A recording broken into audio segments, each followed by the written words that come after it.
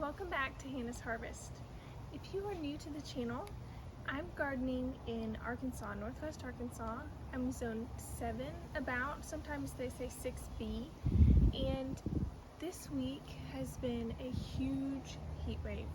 We've had temperatures in the high 90s and in the hundreds, and in Arkansas we have a lot of humidity, so it has been pretty miserable, and I haven't had a whole lot of time out in the garden, but I have been working hard to keep the garden watered and healthy and happy, and I'm excited to show you the progress from last month to this month. So my last garden tour was the middle of June, and now I'm excited to do the middle of July tour. Today in the garden, I want to show you the things that have grown and changed since the last time you saw, and some important things to know. I am watering every single day, and I think next week I'm gonna up it to twice a day. We're starting out in the raised bed area. Remember that I'm gardening in a temporary rental space, and my husband built me these 3 small raised beds, and this is my second year growing in them. So let's take a look at each bed and I'll show you what we have going. In front of each main raised bed, I have a pot of zinnias. I planted about 10 zinnia seeds in each one, and they are looking amazing. I'm really happy to see how much they're blooming and adding color to the garden, and the pollinators have loved these plants. I've had bees, all kinds of bees and butterflies on them this week, and that makes me really happy to see that they're not only making me happy and bringing me life, but bringing life to the pollinators in the garden. This side was a little bit stunted by bug damage. I pulled out a couple plants I didn't think were going to make it through and reseeded, so hopefully it'll catch up to the other ones soon.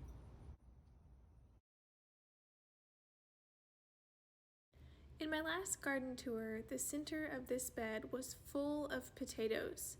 I dug them up and replanted the space with okra. Okra is a southern crop. It's common in southern food, and it loves hot and humid climates. It will grow very tall, like 4 or 5 feet tall, and it's pretty bushy. So I put in 4 okra here, and I placed them about a foot apart each. I know that they will be happy in my hot and humid conditions, and I'm really excited to see them produce soon.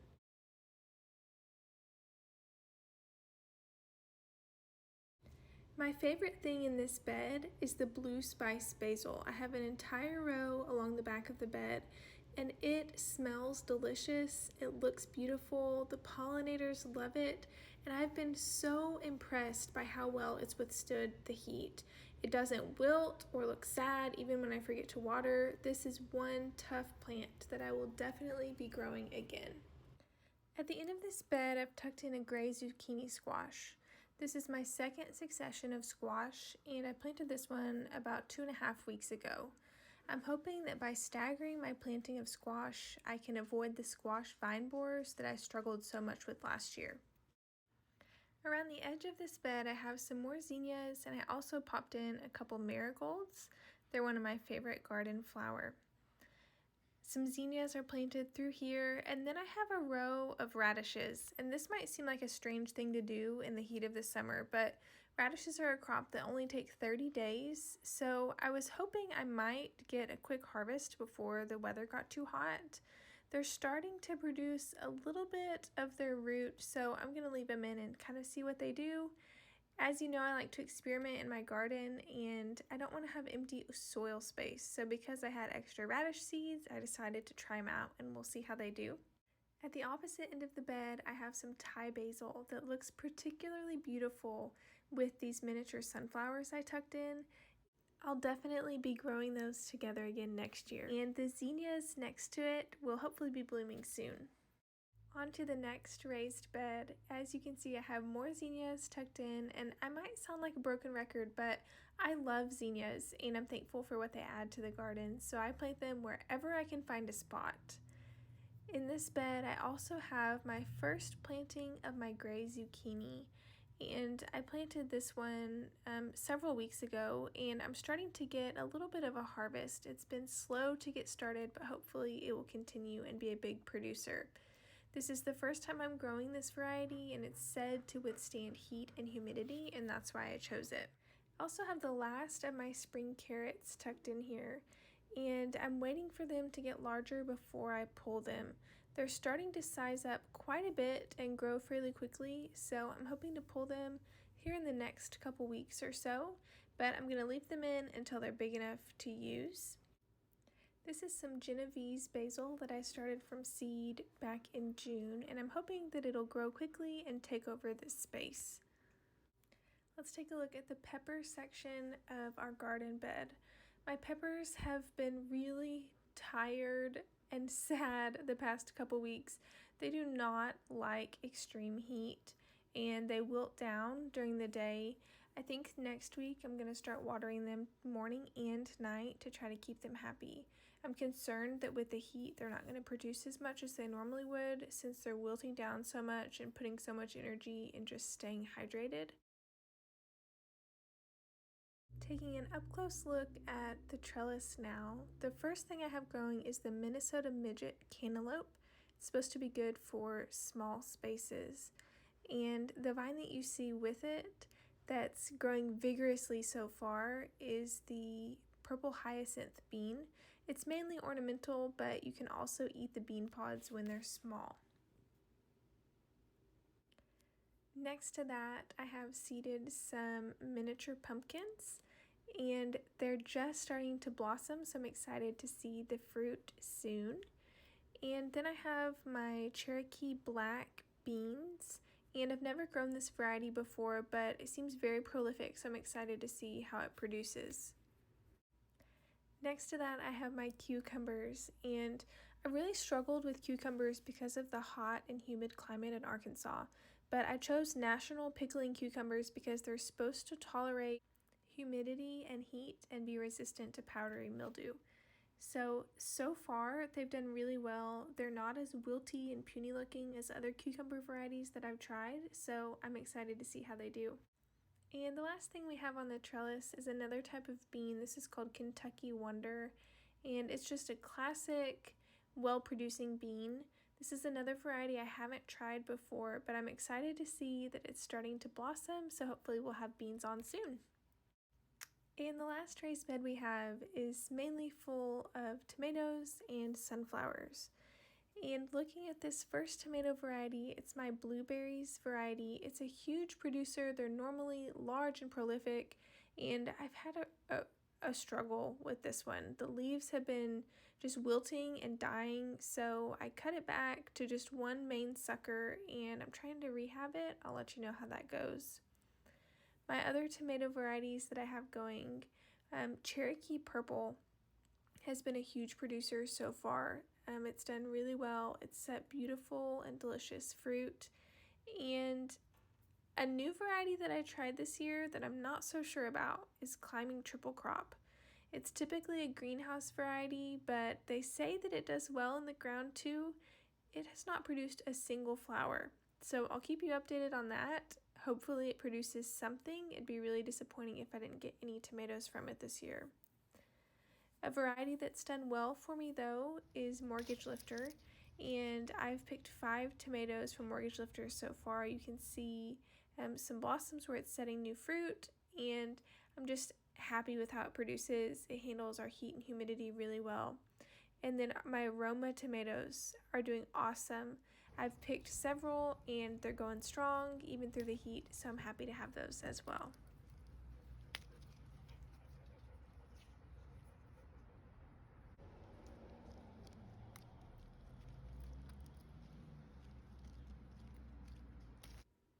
I have some zinnias tucked into empty spaces, but even between my sunflowers, tomatoes, and zinnias, I had some extra space, so I decided to seed some kale. I have a lot of kale seeds. They come up quickly, they're very prolific, and typically kale is a spring crop. It likes cold weather, but I'm trying it out as a summer crop to cover the soil and kind of just be a companion plant, so I'll let you know how that goes. At the back of this bed, I have my sunflowers, and I sowed a large planting of sunflowers at the very beginning of spring, and they're getting ready to be cut back. I have been saving seeds from these for seed stock for next year, and I have been amazed at how much the pollinators have loved these plants, so they're definitely worth growing again. I do have some direct seeded seedlings of sunflowers down toward the bottom that will hopefully be blooming within the next couple weeks, and I started my next set of seeds inside the house so that I'll have a sunflower harvest all summer long. On to the Greenstalk tower planter. I've been picking a couple strawberries a week. I haven't had a huge harvest yet, but my strawberries are ever-bearing, so they'll continue to produce all throughout the summer. And something really exciting is my miniature sunflowers in the Greenstalk just recently bloomed, and they are beautiful. Definitely a must to tuck into your Greenstalk tower planter. I also have some Zinnias that have bloomed.